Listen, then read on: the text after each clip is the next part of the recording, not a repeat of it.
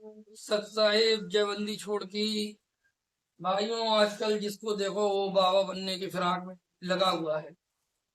थोड़ा सा कबीर सागर पढ़ लेते हैं, थोड़ा सा गरीबदास जी महाराज की वाणी पढ़ लेते हैं और खुद स्वयं को स्वयं गुरु बनने की कोशिश करते हैं, जिनको नाम देने का अधिकार ही नहीं है, जिनको नाम देने का अधिकार नहीं है, जिनको ये भी अधिकार नहीं है कि वो शास्त्रों का अध्ययन करके लोगों को समझा सके। भाइयों, बिना गुरु के ज्ञान नहीं होता और निगुरे का ज्ञान नहीं चलता। जैसा कि वर्तमान समय एक उठाऊ चूल्हा दढ़ियल बाबा नितिन दास पाखंडी घूम रहा है, जो कि कहता है आत्मा की पूजा कर लो, आत्मा ही सब कुछ है और आत्मा को ही पहचानो, आत्म ज्ञान बिना नर भटके।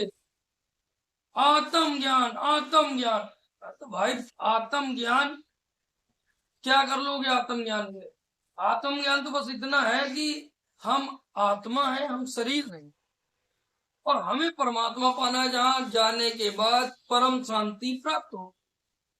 तो वो परमात्मा का परम धाम है, जैसा गीता में भी बताया गया। लेकिन ये नितिन दास लोगों को मूर्ख बनाता रहता है और स्वयंभू गुरु बनने के चक्कर में लगा हुआ है। भाइयों, जिस तरीके की इसके क्रियाकलाप है, इसको जांचा परखा जाए तो इसके जाल में वही फंसते हैं जिनको या तो सत्संग सुनने को नहीं मिला या जो ज्यादा ओवर स्मार्ट बनने के चक्कर में थे। तो भाइयों, ये तो अंधा गुरु, गुरु तो है ही नहीं, ये गुरुद्रोही है।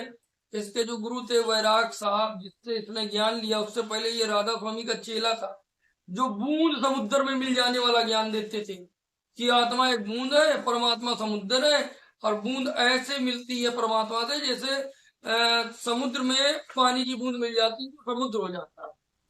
तो भाइयों, ये तो राधा स्वामी का ज्ञान था। अब बताओ, एक व्यक्ति अपना अस्तित्व खो करके ऐसे डूब के मर जाए जैसे बूंद पानी में मिल जाती है, तो क्या खाक ज्ञान है? भाइयों, हमरे ही यार है, हमारा सृजनहार। परमेश्वर कबीर ने कहा कि हमारी शक्ल, हमारा जो व्यक्तित्व मनुष्य का है, ऐसा ही परमात्मा दिखता है। वेद ने भी कहा अग्नेन तनोरसी, परमात्मा सशरीर है। और ये क्या कहता है नितिन दास? ये भड़काता है कि आत्मा में मिल जाओ, आत्मा का कोई स्वरूप नहीं है। अरे भाई, अभी दिख रहे हैं, बाद में न दिखेंगे।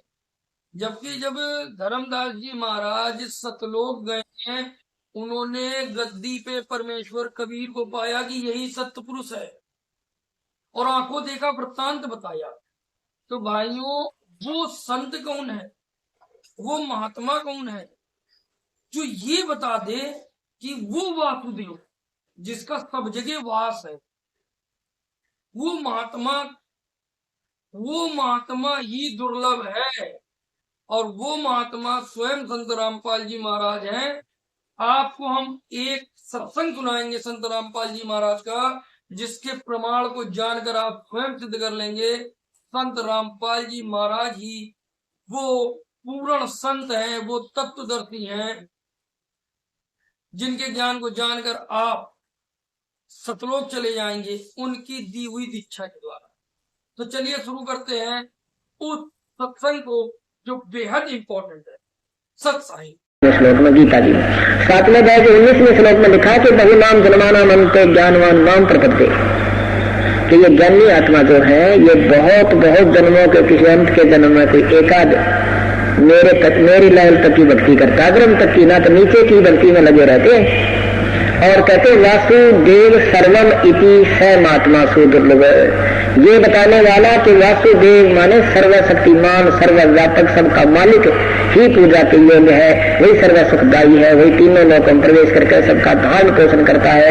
और कोई परमात्मा पूजा के योग्य नहीं है, ना ब्रह्म, ना परब्रह्म, ना ब्रह्मा विष्णु महेश। ये बताने वाला साधु संत तो तुझे बड़ी मुश्किल पे मिलेगा अर्जुन। वासुदेव सर्वमिति स महात्मा सुदुर्लभ है। ये बताने वाला कि वासुदेव ही सब कुछ है, वही पूजा के योग्य है, वही सबका सुखदायी है, वो जन्म मृत्यु रहित कर सकता है, पाप कर्म काट सकता है, ये बताने वाला साधु तो बहुत मुश्किल से मिलेगा तुझे। ऐसे ही एक पंजाब से एक राम राय नाम का एक जिज्ञासु आया था, सरदार जी सिख आया था आदमी गरीबदास साहिब के पास। उन्होंने सुना था कि वहाँ बड़े अच्छे संत रहते हैं, तो वहां आकर देखा उसने तो गरीबदास साहिब एक साधारण सी वेशभूषा में रहा करते थे। लंबा ना करके मैं थोड़ा संक्षिप्त सुनाऊंगा, इसको आने वाले समय में कथा या न्यारी बनेगी। तो वहां जब उस प्यारी आत्मा ने परमात्मा से ज्ञान सुना, लुधियाना के पास एक वासियर गांव है, वहां का रहने वाला एक जमींदार था बहुत बड़ा, और गरीबदास साहब भी बहुत बड़े जमींदार किसान थे।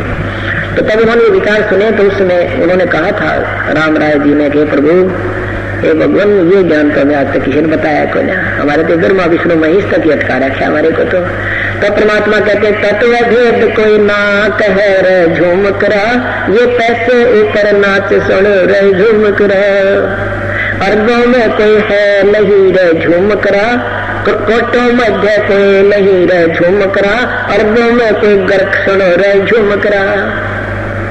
उस राम राय का उर्फ नाम झुमकरा भी था। गांव में जैसे दो दो नाम धर लिया करें, और कुछ वो चंचल, क्योंकि वो कुछ चंचल दिमाग का था, मन में कई बातें सोच रहा था। प्रभु ने उसकी अंतर्यामी थी, उसकी सारी गतिविधि देखकर उसका नाम झुमकरा ही बोल दिया था।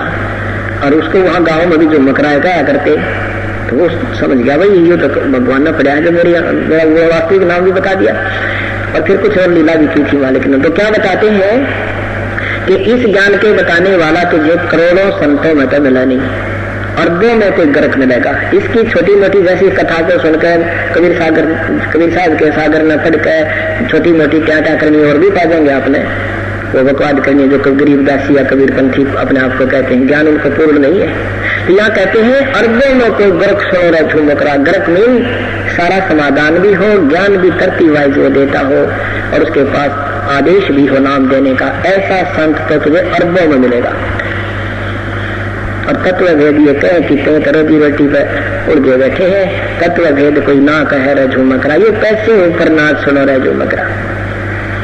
तो यहाँ वही बताया है कि इस विषय में बताने वाला संत बहुत देर से मिलेगा। तो क्या बताया है, पीर पैगंबर कुतुब ओलिया सुरनर मुनिजन ज्ञानी। वो ज्ञानी आत्मा जो सबसे अंतिम बताई है, वो भी काल के जाल में फंसी रही। और वही गीता बोलने वाला प्रभु कहता है कि ये मेरे वाली घटिया साधना में ही व्यस्त रही। यही प्रभु बता रहे हैं, पीर पैगंबर कुतुब ओलिया सुरनर मुनिजन ज्ञानी, क्या को तोरा ना पाया, ये काल के बंधे प्राणी। ये तो प्राणी है, जीव है, ब्रह्मा विष्णु महेश तक भी यह पदवी खत्म हुई।